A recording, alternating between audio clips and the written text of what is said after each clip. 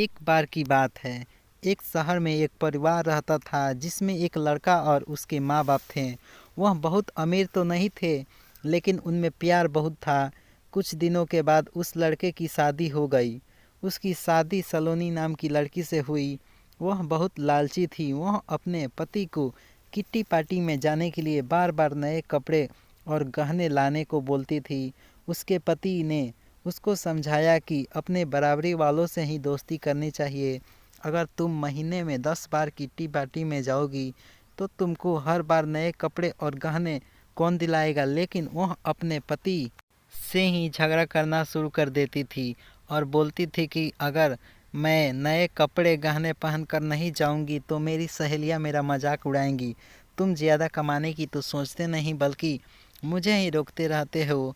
इसके बाद वह अपनी सास के पास गई और बोली, माँ जी, आप मुझे अपने गहने दे दीजिए, मुझे किट्टी पार्टी में पहन कर जाना है। उसकी सास हैरान होकर बोली, हमारे समय में बहू अपनी सास को ही गहने रखने के लिए देती थी, लेकिन तुम तो मुझसे ही गहने मांग रही है। उसकी इन हरकतों से सारा परिवार दुखी था। एक दिन सलोनी की सहेली शिल्पा घर आई। उसने सलोनी की सास से सलोनी के बारे में पूछा। उन्होंने बताया कि सलोनी पार्टी में गई है। शिल्पा ने सलोनी की सास से पूछा, आप इतनी दुखी क्यों दिख रही हैं। तब उन्होंने सारी बात बताई कि सलोनी किस तरह बार बार नए गहने और कपड़े की डिमांड करती है और सारे पैसे इन पर ही खर्च कर देती है। वह शिल्पा से पूछती है कि ज़्यादा ज़रूरी क्या है, रोटी या दिखावा। शिल्पा ने कहा कि ज़रूरी तो रोटी ही है, लेकिन सलोनी को यह बात समझानी होगी। सलोनी की सास ने पूछा, वह कैसे। इसके बाद शिल्पा ने कहा, देखते जाइए। शिल्पा ने अपने जितने भी गहने और नए कपड़े थे सब लाकर सलोनी के घर रख दिए और उनका सारा राशन और फर्नीचर लेकर अपने घर चली गई। जब सलोनी घर आई तो अपने अलमारी में नए गहने और कपड़े देखकर बहुत खुश हुई। इसके बाद वह अपनी सास से बोली, यह किसके हैं।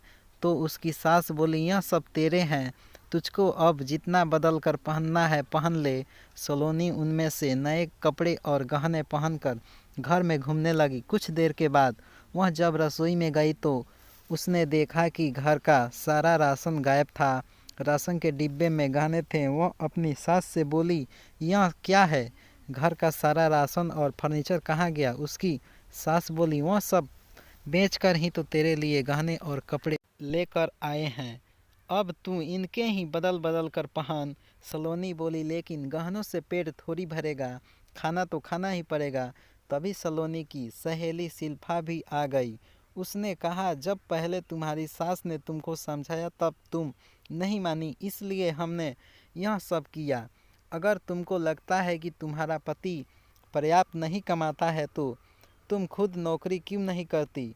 तुमको इन फालतू के दिखावे से बचकर अपने घर पर ध्यान देना चाहिए। अब सलोनी को अपनी गलती का एहसास हो चुका था। सीख हमें बेफिजूल खर्चों से बचकर ज़रूरी चीज़ों पर ध्यान देना चाहिए।